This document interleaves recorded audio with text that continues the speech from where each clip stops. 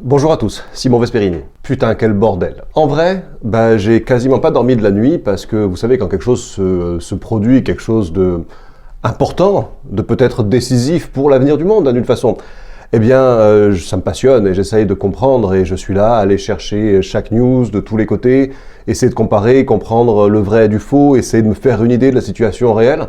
Je me suis dit que c'était pas la peine d'attendre plus longtemps. Souvent, j'aime préparer des vidéos, j'aime les préparer, être vraiment calé, cadré, et de toute façon, peu importe d'ailleurs mon niveau de préparation, il y a toujours des gens qui vont me dire « tes sources, elles tiennent pas la route, il n'y a pas de sources, tu donnes pas les sources », même quand je les donne d'ailleurs.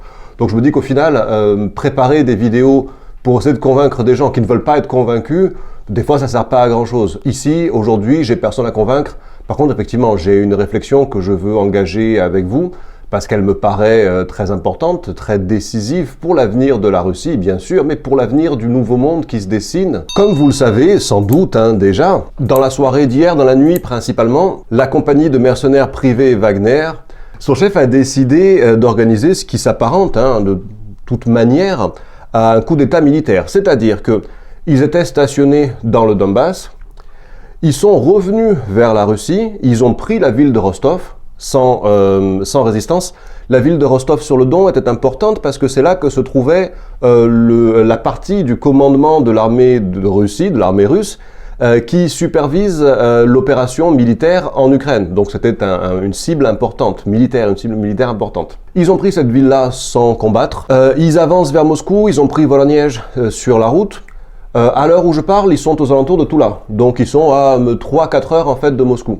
Prigojine annonce qu'il a 25 000 combattants avec lui, et ce sont des vrais combattants. C'est-à-dire que ils ont une expérience importante du combat, ils sont armés, équipés, et visiblement ils sont pas là pour plaisanter. L'objectif étant, officiellement ce qu'il dit, de changer le commandement de l'armée russe, c'est-à-dire se débarrasser du ministre de la Défense qui est Shoigu, du mec responsable de l'opération spéciale des armées qui est Surovikin, et Gerasimov aussi, de façon à, j'imagine, prendre lui la tête des opérations. Alors nous ici, on va s'axer sur deux possibilités. On peut pas dire à ce stade, tous les gens qui disent « Ah c'est sûr, c'est ça », ce sont des gens qui, à mon sens, s'avancent beaucoup trop et qui n'ont pas suffisamment réfléchi. Quand on est devant des phénomènes comme celui-ci, c'est très dur d'avoir des certitudes. Regardez par exemple, moi je compare ce qui se passe aujourd'hui à ce qui a pu se passer lors de la révolution bolchevique. Ce qui se passe à l'époque, même aujourd'hui, on a plusieurs versions en fait, on n'est pas très sûr. Quel est le rôle des bolcheviks dans le soulèvement populaire à Saint-Pétersbourg contre le tsar à l'époque? Certains vous diront qu'ils n'étaient pas là, ou très peu. Certains vous diront qu'ils ont joué un rôle décisif dans les coulisses. Et encore aujourd'hui, voilà, on a plusieurs versions qui s'affrontent. Et pourtant, ça fait plus d'un siècle. Donc ce qui se passe là aujourd'hui, il sera difficile d'avoir une réponse, mais nous allons creuser sur des probabilités. Et personnellement, j'en vois deux. Et je pense que ça sera l'une ou l'autre. La première, c'est la version la plus complotiste. C'est pas la version officielle, c'est celle que les gens aiment bien croire en général. Les gens qui me suivent, les gens qui me suivent, évidemment les gens qui suivent LCI, ils aiment pas suivre des versions qui sont pas officielles. Mais partons de ce postulat. N'imaginons pas qu'il est vrai, imaginons qu'il l'est peut-être, mais surtout, penchons-nous dessus. Evgeny Prigojine, qui est donc le patron de Wagner, ce type-là se trouve en première ligne sur le front. On sait où il est, vu qu'il poste des vidéos à longueur de temps. On sait que, par exemple, quand il y avait l'offensive sur Bakhmout, où ils ont pris Bakhmout, c'était pas difficile de savoir où il était. Et moi, j'étais surpris. Systématiquement, je me disais, mais comment ça se fait que le renseignement américain sait où les mecs se trouvent, ils arrivent à faire des frappes stratégiques, ils arrivent à les localiser, à dire voilà, il faut taper sur telle zone. Souvenez-vous quand il y avait cette centaine de mobilisés russes qui étaient regroupés dans le même campement et qui utilisaient leur téléphone, le renseignement de l'OTAN les a repérés, ciblés, et les Ukrainiens, avec validation de l'OTAN, parce que c'est eux qui valident les tirs quand c'est de l'armement occidental, ils ont tiré dessus, ils les ont un peu fracassés quand même à l'époque. Donc, descendre Prigojine, ça paraissait pas très compliqué. Et moi, j'étais surpris d'avoir ce mec qui était quand même une figure importante, on va dire quelqu'un d'intéressant à éliminer pour le côté occidental et ukrainien. Et j'étais surpris qu'il ne le touche pas, qu'on tire partout autour et qu'on ait ce mec-là en première ligne, jamais inquiété, pas blessé, pas ciblé en fait. Partant de ce constat-là, on peut en faire un autre. C'est que, est-ce vraiment, parce qu'on va partir du principe que c'est un vrai patriote russe et qui veut la victoire en Ukraine, preuve en est, eh bien, il se bat depuis des mois sur le front. Il a conscience qu'aujourd'hui, l'armée russe, elle tient bien le front, elle tenait bien le front en tout cas jusqu'à présent, mais que c'était un moment de test et de stress important. Il choisit ce moment-là pour semer la pagaille en pleine contre-offensive ukrainienne, au moment où les forces russes, quelque part, sont le plus mises à l'épreuve. Et c'est le moment qu'il choisit pour déstabiliser l'armée et le pays. Je pense pas que cet homme-là ignore le fait que ça puisse bien nuire très largement à l'action de la Russie en Ukraine et donc au futur de la Russie. J'ai du mal à concevoir qu'il ait choisi ce timing et cette méthode en ignorant complètement les conséquences négatives, en disant que ce serait positif.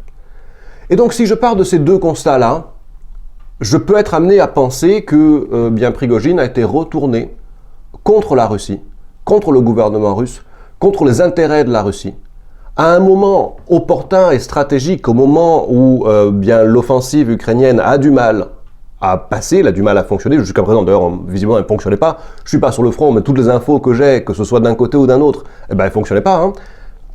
Et donc quelque part, on pourrait se dire, il est au service de l'ennemi, de l'autre côté, est au service alors peut-être de la CIA, des Américains, de l'Occident coalisé, je vais pas le dire parce que je ne le sais pas, mais en tout cas, il est au service des autres. Et il choisit le moment opportun pour déstabiliser la Russie, affaiblir son organisation en Ukraine, au moment où l'armée ukrainienne patine et peut avoir une chance de profiter de la confusion pour casser le front et mettre à mal l'opération militaire de la Russie en Ukraine. Et à ce moment-là, effectivement, la réponse du gouvernement, des officiels russes qui aident de le traiter de traître, et de poignarder les intérêts de la Russie dans le dos, et la Russie dans le dos au pire moment, à ce moment-là, effectivement, ça a du sens, et je comprends cela. Mais ça, quelque part, c'est une version complotiste. Ah oui, elle serait appuyée aussi par le fait qu'on ait trouvé 4 milliards de roubles près de ses bureaux à Saint-Pétersbourg. Mais bon, ça peut être aussi une mise en scène pour le discréditer, c'est facile, hein. Ça, c'est très simple. Moi, hier, j'ai vu machin, truc, il lui a demandé 10 000 euros en liquide et il n'avait pas le choix, il les lui a donné. J'ai déjà entendu ce genre d'histoire, d'ailleurs. Donc, c'est assez facile, si on veut discréditer quelqu'un, de dire oui, il a touché des pots de vin. Mais après, encore faut-il le prouver. Et c'est pas parce que le FSB en Russie le prouve par un coup de Trafalgar que vraiment, ça explique tout. Là aussi, j'essaye de rester au maximum neutre et objectif dans la mesure, évidemment, du possible. Donc, si c'est cette option-là que l'on a envie de retenir, à ce moment-là, la situation pour la Russie est grave. Parce qu'il y a un risque que l'armée parce que comment est-ce que le pouvoir tombe? Le pouvoir tombe au moment où il est lâché par l'armée, puisque le pouvoir tient ultimement grâce à l'armée. Si demain, les militaires qui, pour beaucoup, ont de l'estime pour cet homme-là, parce que mine de rien, il s'est fait une bonne pub, il était sur le front, il a montré qu'il était un combattant courageux, aguerri, déterminé, capable. Et on sait aussi qu'il a des ambitions politiques. Donc effectivement, si une partie de l'armée venait à se ranger de son côté, et c'est ce que ça évoquait quand il arrive à Rostov, et où on le laisse rentrer, puisqu'il n'y a pas d'affrontement.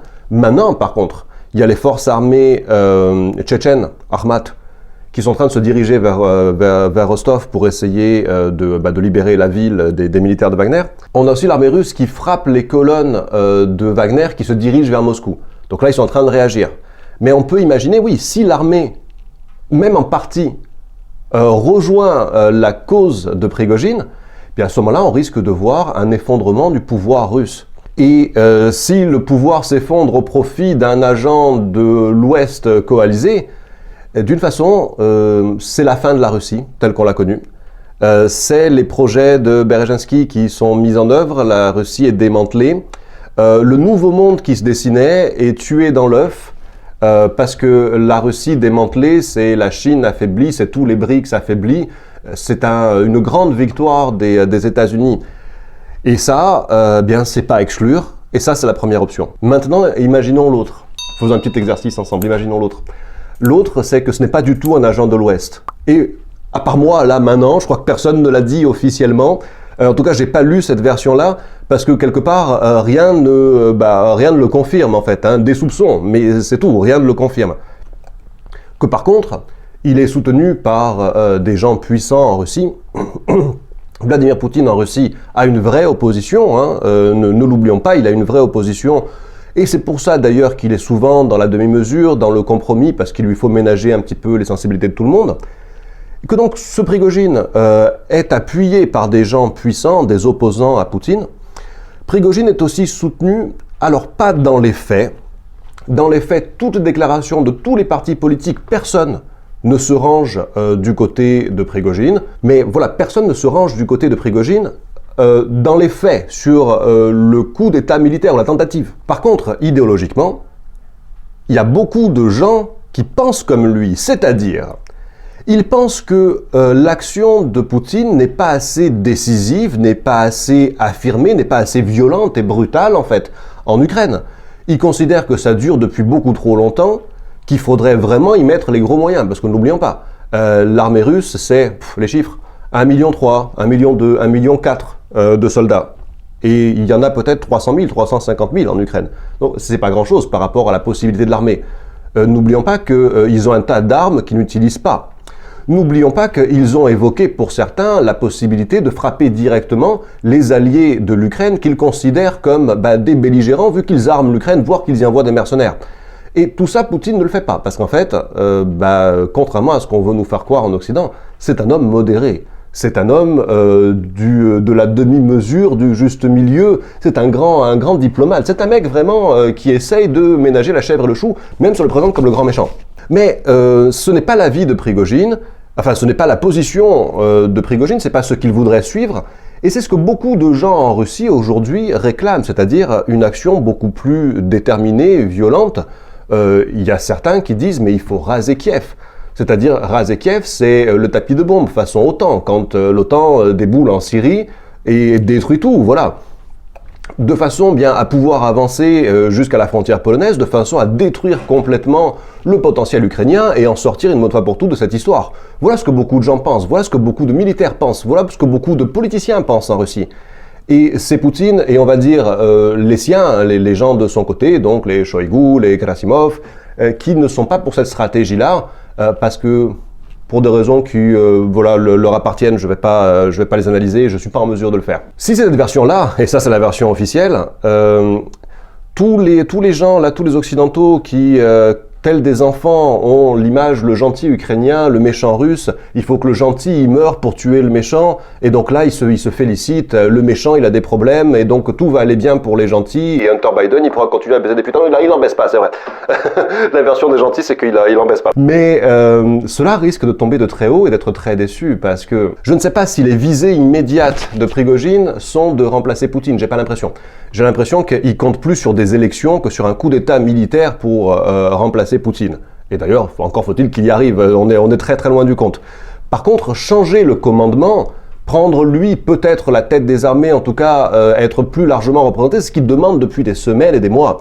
Si ça devait être le cas, mais les gens qui se réjouissent aujourd'hui, les Russes ils sont emmerdés, les gentils Ukrainiens ils vont triompher et le monde libre gagnera, ils risquent d'être très largement déçus et ils vont se rendre compte en pratique que le méchant Poutine n'est pas si méchant que ça peut-être. Et je ne m'en réjouis pas, naturellement pas. Que je m'axe sur la première option ou sur la seconde, bien les deux sont inquiétantes, sont très inquiétantes parce que dans le premier cas, bien on a pour moi, ce qui représente l'impérialisme mondial, le mondialisme, qui une fois de plus gagne, triomphe et écrase toute forme d'opposition partout dans le monde, et je ne m'en réjouis pas le moins du monde. De l'autre côté, bien, on va avoir une action militaire beaucoup plus violente, beaucoup plus décisive, beaucoup plus dévastatrice, avec des conséquences qu'on n'imagine pas, qu'on n'arrive pas à deviner, à comprendre. Parce que là aussi, les pro-russes, parce qu'ils existent là aussi, bien sûr, hein, j'essaye, vous savez, de faire la part des choses. Quand ils disent, mais ouais, Poutine, il fait chier, il a qu'à détruire Londres et Washington. Ouais, non, vas-y. Quand tu n'as pas réfléchi un instant, ça paraît être une bonne idée. Mais en vrai, envoyer des armes nucléaires sur Washington ou Londres, enfin, pour penser que c'est la bonne idée, c'est la bonne chose à faire, c'est con quand même. Hein. Mais amoindrir la volonté de Poutine aujourd'hui, le remplacer d'une manière ou d'une autre, que ce soit au niveau du commandement des armées ou, dans le cas certes improbable, mais au niveau de la présidence du pays, eh bien c'est pas arrêter la guerre. Non, bien au contraire. Si on est dans la deuxième option, et il y a de grandes chances que l'on y soit, ce n'est pas arrêter la guerre, mais c'est la radicaliser à un point que l'on n'imagine pas.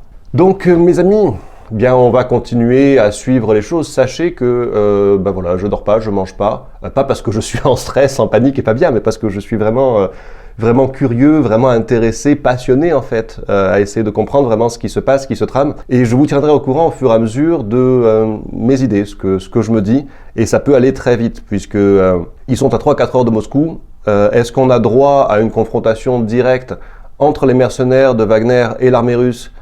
Même si Wagner rentre dans Moscou, qu'est-ce qui se passe derrière? Il faut que l'armée, en partie, au moins, se joigne à eux pour que quelque chose change. Mais on n'a pas vu ça en Europe. On a eu une tentative de coup d'État quand certains généraux allemands tentaient d'éliminer Hitler sur un attentat terroriste, un truc piégé. Mais ils n'ont pas marché sur Berlin. Pour moi, la dernière fois où on voit ça en Europe, ben, ça remonte à un moment. Hein. Ceausescu, la chute de Ceausescu, ouais, ça fait un peu penser à ça. La route de Napoléon, quand il déboule de l'île d'Elbe pour revenir sur Paris et chasser Louis XVIII. Enfin, c'est un moment de l'histoire absolument mémorable. Il n'est pas joyeux. Il n'est pas joyeux, mais quelque part, bah, c'est intéressant de le vivre. Et nous verrons bien ce que l'avenir nous réserve. Moi, je vous remercie. Et cette vidéo est décousue, mais les événements le sont aussi. Je vous dis à très bientôt, à très bientôt. Ciao à tous.